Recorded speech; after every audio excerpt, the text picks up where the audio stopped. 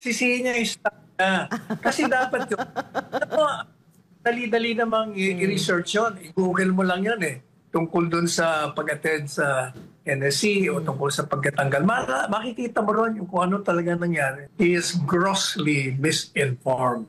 Dapat to, yung mga tao niyo, stop, nag-research muna kayo. Matapos sa sagutin ni Executive Secretary Lucas Bersamin, ang inilabas mong statement, ito kaugnay Attorney Sal, no? Sa pag-exclude kay Vice President Sara Duterte sa NSC.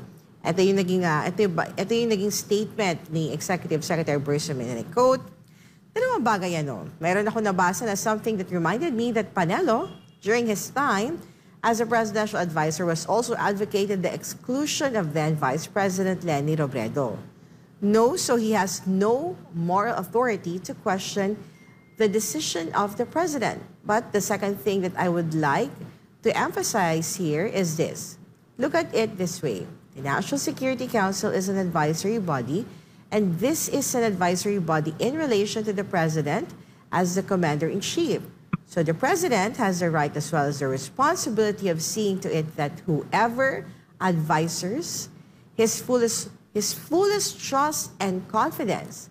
Now, I'm not saying that the vice president does not anymore deserve to be trusted, but I'm just saying that with the recent developments, it is not going to be good advice or good action on the part of the president to still have her on board. Now, anyway, the president has the absolute power, the power of absolute reorganization, meaning he can choose the people he listens to or he would listen to.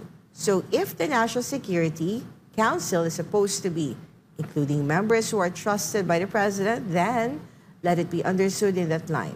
Wala kaming personalan, but my statement before was the vice president has ceased to be relevant as far as the responsibilities of that membership in the National Security Council is concerned. Ano ang sagot mo sa pahayag na yan ng iyong kaibigan ni si E.S. Bersamin?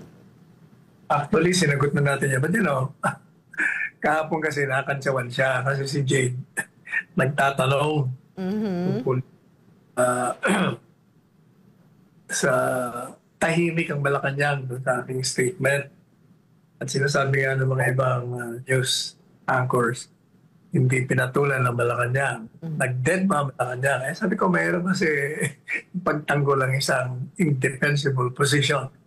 Aba, kaya siya nagbigay ng response. Kaya lang, mawalang galang na kay E.S. Bersamin. He is grossly misinformed. Dapat to, yung mga tao niyo, stop, nag-research muna kayo. Because I have never advocated for the exclusion of former VP Robredo in the National Security Council nor in the cabinet.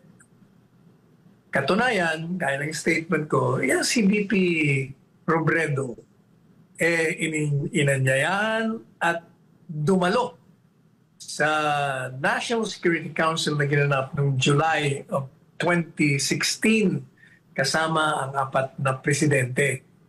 Kaya hindi totoo na nag-a-advocate ako. Pangalawa, ang isang miyembro ng kabinete cannot be advocating the exclusion of another member of the cabinet or for that matter, the vice president. Ang ginawa ko lang noong siya ay hindi na inanyayahan na umattend ng cabinet. Sa cabinet meeting to, sa National Security Council, maling-mali siya doon. Misinformed siya. Walang advocacy gano'n. Yung hindi inimbitahan siya sa pag-attend ng cabinet, that was because, ang basa ko doon at yun ang paliwanag ko, she was being saved from embarrassment sa loob ng kabinete. Kasi unlike Inday Sara Duterte, nag-criticize siya after resigning her cabinet position. Kasi talagang malaswa. Hindi magandang tingnan. Miyembro ka ng kabinete, tapos babalatan mo paglabas mo sa sa Malacanang. Ayun ang ginagawa ni VP Robredo noon, binibira niya. At sa tingin ko, si Presidente Duterte kasi noon, mabait sa mga babayan, mga galangin. Ayaw niyang mapaya. Kasi every time na babanat siya, syempre, kakaroon ng cabinet meeting. Mabuti, napipigilan namin ng mga sarili namin na kantsawan siya, umpunahin siya, i-confront siya. Ah, pero hindi siguro, hindi tatagal yon. Maaaring mangyari na talagang, siyempre, dahil ginagawa mo yon, most likely, hindi makakatagal lang isa, dalawang cabinet members niya na pupulaan siya. Baka maging friction yon among the members of the cabinet. Kaya para hindi na umabot doon, hindi na lang siya umaten. Yun ang katotohanan doon. Wala akong advocacy on the exclusion. At siya naman, nag-resign nga. Dahil, siguro naniniwala naman siya na napaka hindi na maaaring manatili siya doon tapos binibira niya ang administrasyon. So, yun ang aking kasagutan doon. Pangalawa, nakakalimutan ng magiting na ES na dating Chief Justice ng Korte Suprema that the expression of dissent when you criticize a move of the president is covered by the freedom of speech and of expression. That's the freedom of dissenting na tinatawag. Hindi masama yun mag-dissent ka at sabihin mo ang dahilan. Kasi ang dahilan ninyo, reorganization lang. Kaya naman nasagot ko sa inyo, mukhang politika yan. Kasi marami ng reorganization ang ginawa, never naman tinatanggal ang vice presidente. Yun. Yun. Sana wala na siyang violent reaction sa sagot mo, Attorney Sal.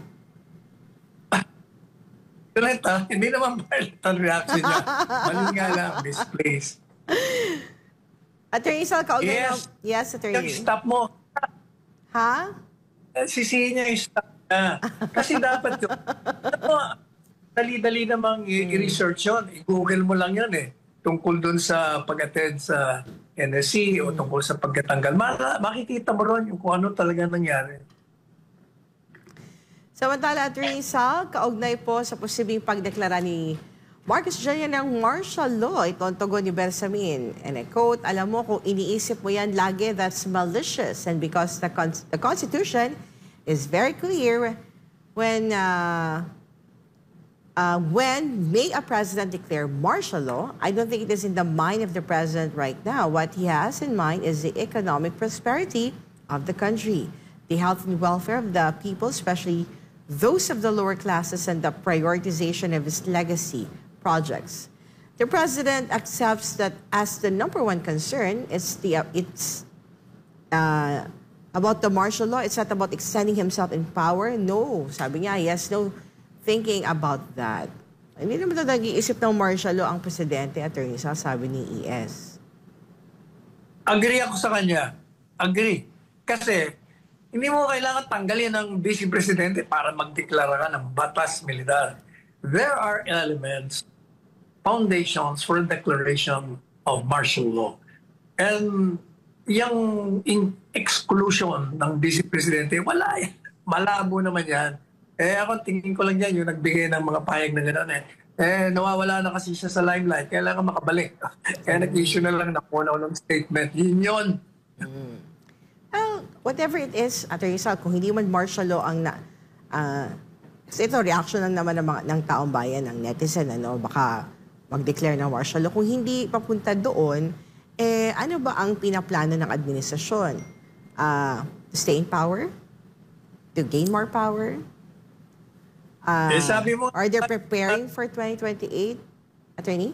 Ana, di ba sabi mo ng isang araw, kahit na hindi magdeklara ng martial law, ang feeling ang martial law na eh. Actually. So, what is there a need for a declaration kung yan ang feeling na ng tao? Oo nga.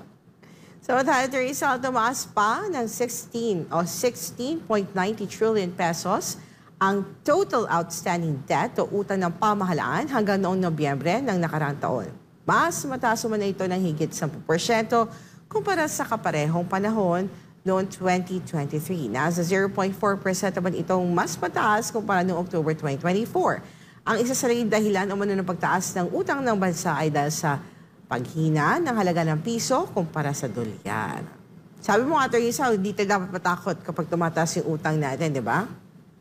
Oo, okay lang yan. Kaya naman natin bayaran. Basta ilagay mo sa tama. Huwag nakawin. Huwag ilagay sa bulsa. Tandaan natin, okay lang mangutang kung ito ay ina-allot sa dapat sa mga proyekto